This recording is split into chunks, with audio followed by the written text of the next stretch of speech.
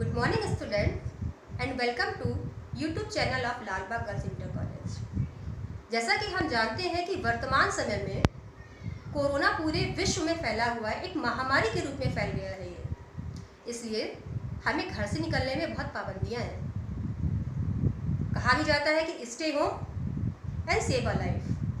इसलिए हमारी माननीय प्रधानाचार्य महोदया ने आप सभी की पढ़ाई किसी भी कारण से ना रुके YouTube चैनल लाल बाग गर्ल्स इंटर कॉलेज को बनाया है।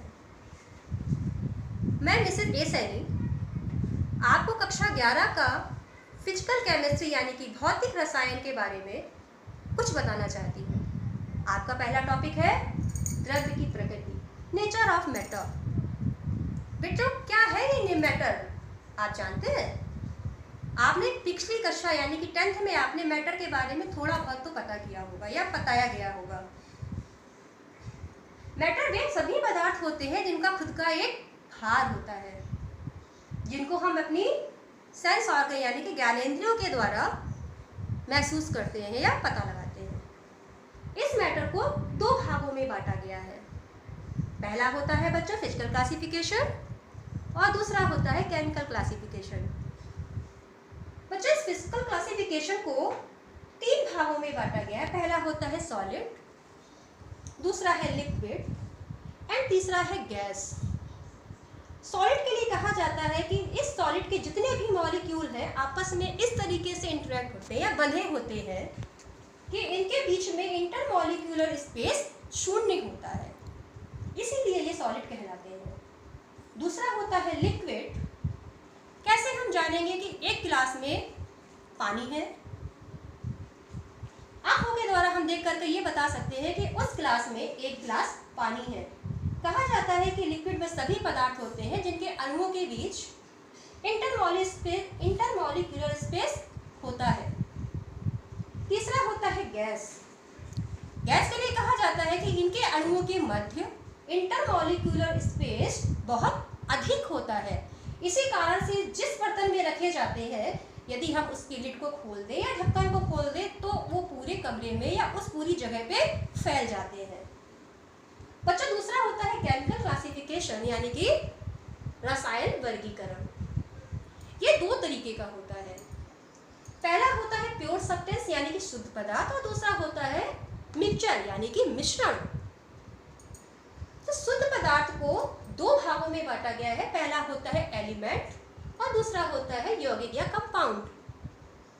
बच्चों, आपने पिछली कक्षा में मेंडलीव की आवर्त सारणी को शायद एक बार पढ़ा था। उसमें कई सारे तत्वों की खोज की गई थी या बताया गया था।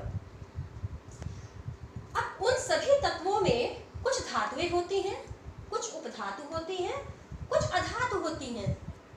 जैसे धातु में आपने आयरन, कॉपर और भी धातुओं को पढ़ा है। उपधातु में जर्मेनियम, उपधातु में वेद उपधातु होती है जिसमें धातु और अधातु दोनों के गुण पाए जाते हैं। दूसरा होता है अधातु यानी कि नॉन मेटल, जैसे कार्बन। बच्चों, इसी शुद्ध पदार्थ को दूसरा भाग है यानी कि यौगिक में भी बांटा गया है। ये 2 भागों में बांटा जाता है। पहला होता है अकार्बनिक यौगिक इनऑर्गेनिक कंपाउंड और दूसरे होते हैं कार्बनिक यौगिक यानी कि ऑर्गेनिक कंपाउंड।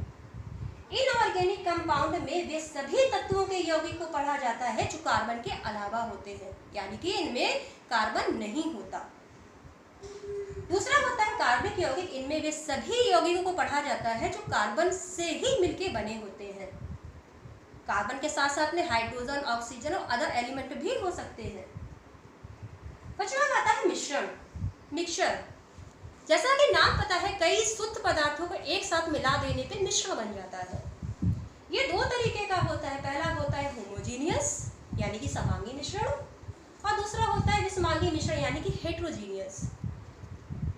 समांगी मिश्रण का मतलब होता है कि 2 भिन्न भिन्न पदार्थों को यदि हम आपस में मिला दें और हम आपसे कहें कि आप इनको अलग कीजिए तो शायद आप नहीं कर पाएंगे। जैसे चीनी का जल में विलयन।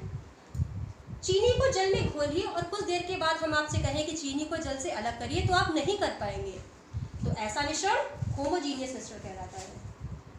दूसरा होता है विषमांगी मिश्रण यानी कि कुछ ऐसे तत्व जिनको मिला दिया जाए और हम कहें कि आप इसको अलग कीजिए तो आप उसे कर सकते हैं, जैसे नमक और चीनी का मिश्रण। अब बच्चों हम आपसे कहें कि आप ठोस कोई एक ऐसा उदाहरण दीजिए, कोई एक पदार्थ तीनों अवस्थाओं में पाया जाता हो, जैसे कि ठोस, द्रव एंड गैस। वो होता है आइस यानी कि बर्फ। बर्फ को जब फ्रीजर से निकालते हैं वो तो सॉलिड फॉर्म में होती है, लेकिन जब उसी को हम बाहर रखते हैं कुछ देर के लिए तो वो द्रव के फॉर्म में चेंज हो जाती है। उसी द्रव को यदि हम गैस पे गर्म करते हैं और उसके ऊपर यदि हम कोई लिड लगा दें, ढक्कन लगा दें, थोड़ा दूर रखिएगा उसको, तो हम देखेंगे कि वो वेपर के रूप में पानी उठने लगता है और वेपर के रूप में ढक्कन पे जाकर के कंडेंस होने लगता है, संघनित होने लगता है। बच्चों आप ये एरोस भी देख रहे होंगे, एक एरो फॉरवर्ड जा रहा है, आगे की तरफ जा रहा है, और दूसरा पीछे की तरफ यानी कि बैकवर्ड जा रहा है। इसका मतलब है कि ये जो दो फेसेस अलग अलग फेस हैं, ठोस और द्रव, इन दोनों को एक दूसरे में चेंज किया जा सकता है। ठीक इसी प्रकार से द्रव और गैस के बीच में भी आप रिवर्सिबल यानी कि ये जो एरोस देख रहे हैं, इन दोनों फेजेस को भी एक दूसरे में चेंज किया जा सकता है। ठीक उसी प्रकार से गैस और ठोस को भी एक दूसरे में चेंज कर सकते हैं। बच्चों एक छोटा सा टॉपिक और आपको बता रहे हैं, परमाणु और अणु। क्या होते हैं परमाणु और अणु? किसी पदार्थ का वह छोटे से छोटा अविभाज्य कण जिसे तोड़ा ना जा सके, जो स्वतंत्र अवस्था में नहीं रह सकता, उसे परमाणु कहते हैं। जैसे हाइड्रोजन का परमाणु, oxygen, nitrogen, copper and sodium. बच्चों दूसरा होता है अणु। अणु के लिए एक डेफिनेशन दो लाइनों में ये कही जाती है कि परमाणुओं से मिलकर बनते हैं। अणु स्वतंत्र अवस्था में रह सकता है। दो भिन्न प्रकार के परमाणु या सेम ही नेचर के परमाणु आपस में मिलकर के एक अणु का निर्माण करते हैं। जैसे एक हाइड्रोजन का परमाणु दूसरे हाइड्रोजन के साथ परमाणु के साथ मिलकर के एक हाइड्रोजन के ही अणु का निर्माण करेगा। ठीक उसी प्रकार से कहा जाए, एक ऑक्सीजन का परमाणु दूसरे ऑक्सीजन के परमाणु के साथ मिलकर के उसी ऑक्सीजन के एक अणु का निर्माण करता है। बच्चों ये था आज का आपका टॉपिक, द्रव्य की प्रकृति।